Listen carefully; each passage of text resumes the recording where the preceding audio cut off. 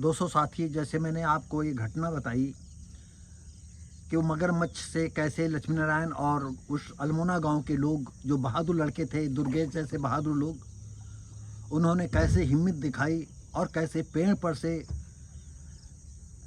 तो नहीं उतारा, लेकिन पेड़ के करीब गए और पेड़ के पास जाना और उस समय नाव पर से नीचे उतरना मौत को दावत देना था, क्योंकि मगरमच्छ बहुत बड़ा था और वो पेड़ जो इतना मोटा था फिर भी वो जो है अपने बड़े बड़े दांतों से कटकटाता था उसको। कई जगह से उसकी खाल जो है, उसकी जिसको हम बुकला कहते हैं, छिलका कहते हैं, उसको उधेड़ चुका था। किसी तरह से उन लोग भारत को बचा करके लाते हैं और रात भर अपने यहाँ गांव में रोकते हैं और सुबह जब पूरी तरह से वो मतलब ठीक हो जाते हैं और घबराहट ख़त्म हो जाती है, लेकिन उनके चेहरे पर जो है वो विभीषिका तैर रही थी कि कहीं आज ये गांव न होता तो आज हमारा क्या होता, हम कब तक पेड़ पर बैठे रहते, हमारी वो मौत होती जिसका कि कोई जान भी न पाता कि वो कहाँ गए। तो दोस्तों साथियों, ये बरकोता झील कम से कम पूरी लंबाई में 20-25 किलोमीटर लंबाई पड़ती है। आप जो यहाँ देख रहे हैं कि आज को कम से कम 20-25 मीटर की चौड़ाई में चल रही है ये बरकोता झील, और कभी कभी ये कई मीलों की चौड़ाई में भी फैली रहती है जिस समय बरसात होती है, जब बाढ़ होती है। ऐसी सिचुएशन में यहाँ के लोगों का जीवन कैसा होता होगा ये तो यहीं के लोग जाने। तो दोस्तों साथियों, जब वो अपने गांव जाते हैं और गांव में जब लोगों को बताते हैं, मोहद्दीपुर गांव में पहुंचते ही, भाई उनका गांव था और ज़्यादा लोगों की भीड़ नहीं थी, क्यों सारे गांव के लोग जो कुछ वयोवृद्ध थे, इक्का दुक्का लोग गांव में घरों में रहे थे, कहीं घर न गिर जाए माटी मटकम के लिए। ऐसी सिचुएशन में जब लोगों को बताते हैं तो उसमें एक आधे कुछ नवयुवक भी लड़के थे जो रह गए थे गांव में। उन्होंने कहा, अरे भाई ससुराल का मामला था तो इसलिए जो है आप फांद गए, मौत से जूझ गए।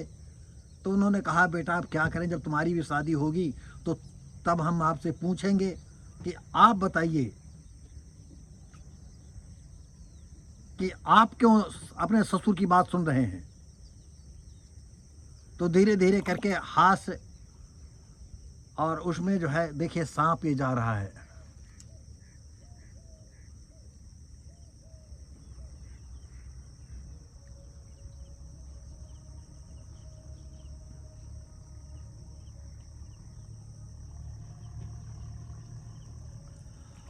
तो 200 साथियों, 1-2 दिन के बाद वहाँ रुकते हैं और इसके बाद जब अपने ससुराल जाना चाहते हैं भारत, तो गांव वालों के जो बुजुर्ग लोग थे उन्होंने फिर उनको डांटा, अरे अभी पानी इतना चढ़ा हुआ है और आप फिर जाना चाहते हो, फिर मौत के मुंह में जाना चाहते हो।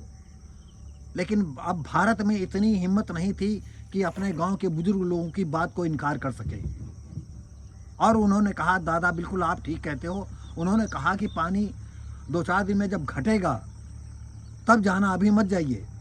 तो उनको फिर 10-15 दिन बाद जो है घर से अपने जो है गाजर के बीज लेते हैं और गाजर के बीज ले करके अपनी जब वो ससुराल पहुंचते हैं, और जो नाव आप ये देख रहे हैं, हम नाव पर बैठे हुए हैं और ये जो झील देख रहे हैं, इस झील में नाव के द्वारा सिकंदरपुर तक जाते हैं और सिकंदरपुर के आगे फिर पानी नहीं चढ़ता था।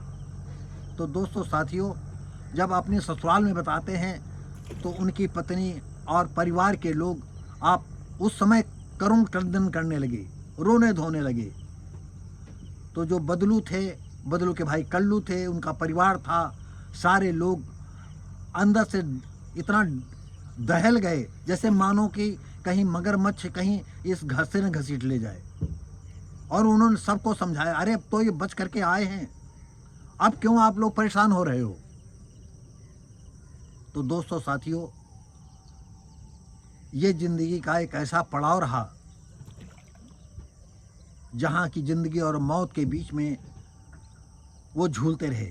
दोस्तों साथियों, ये घटना जो है आपको हम और आगे बताते हैं कि इस घटना को मैंने जो है जो कॉपी वाले पेज होते हैं उसमें 60 पेज की मैंने इस घटना को लिखा था। और घटना की ऐसी बात है कि वो बताना बहुत ज़रूरी है। मैं खास गंगौली का रहने वाला हूँ, इस समय मैं शहर में शिफ्ट हूँ और मुझे 46 साल हो गया है शहर में रहते रहते। और सन 70 में लक्ष्मीनारायण मास्टर और एक गंगा बिष्णु सिंह थे, बाई कास्ट वो कुर्मी थे और वो काफ़ी दूर रहते थे। तो स्कूल में ही वो रहते थे और हर सैटरडे को चले जाते थे। और बाढ़ के समय लक्ष्मी नारायण भी सोमवार को आते थे तो शनिवार को अपने घर वापसी करते थे। मैं थोड़ा पढ़ा लिखा था, अच्छा हाई स्कूल नहीं कर पाया था, लेकिन सिचुएशन ये थी कि हमारा उनका सत्संग बन गया। वो हमारे टीचर थे, लेकिन फिर भी हमको जो है बहुत मान देते थे, बहुत सम्मान देते थे।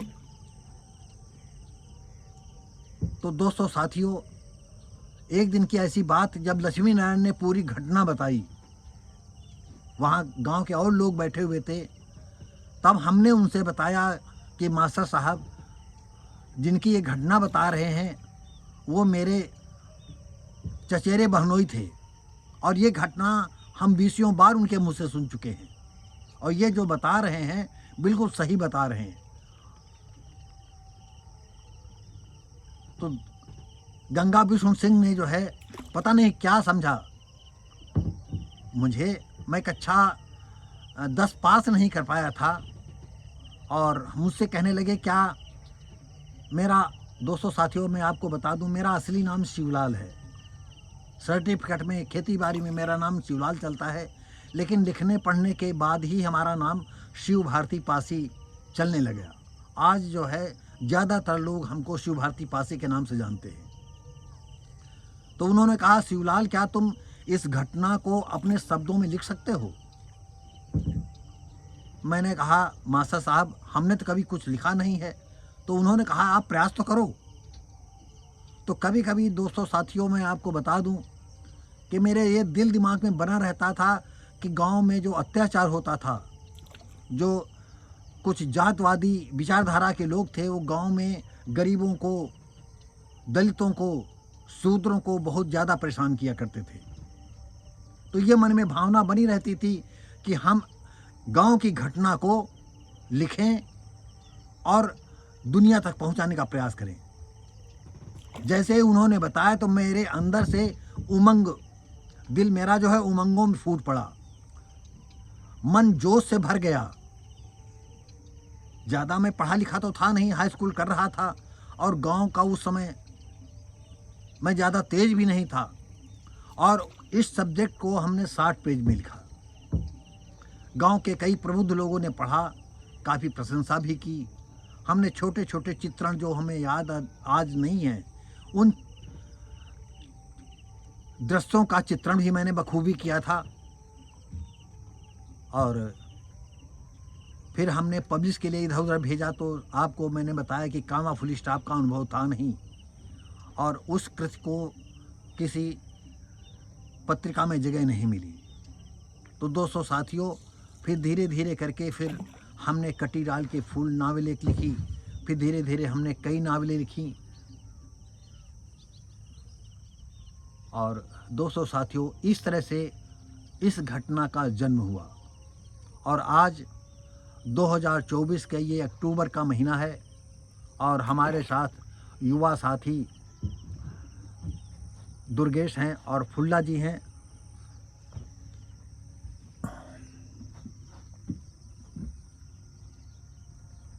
तो हम आपको जो है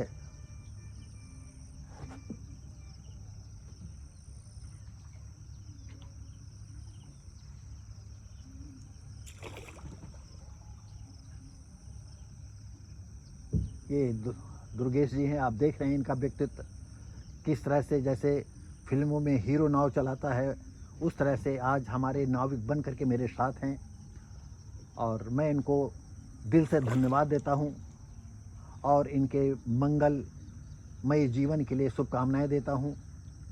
आज इन्होंने बहुत अच्छा अपना बहुमूल्य मुझे समय दिया। तो दोस्तों साथियों, इसके साथ ही जो है और हमारे साथ हैं ये फुल्ला जी बैठे हुए हैं।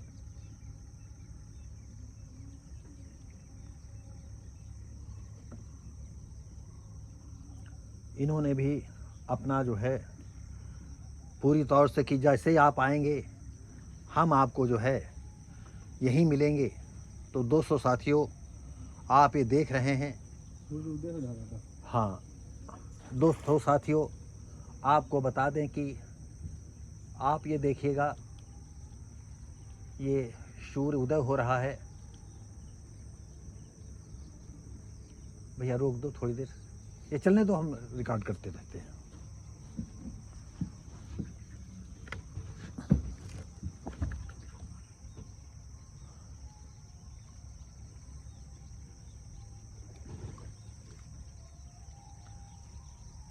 दोस्तों साथियों, ये आप देख लीजिएगा कि ये सूरज है।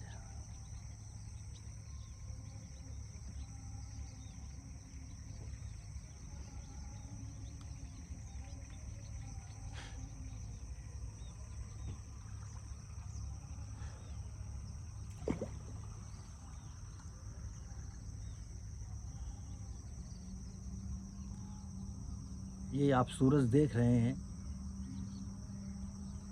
बादलों में छुपते हुए दिखाई पड़ रहा है और सुबह का समय है।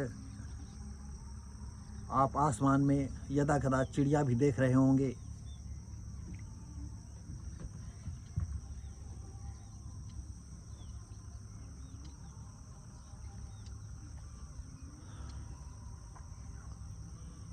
तो दोस्तों साथियों, ये तीसरा एपिसोड हमने जो है भारत की कहानी को लेकर के समाप्त किया।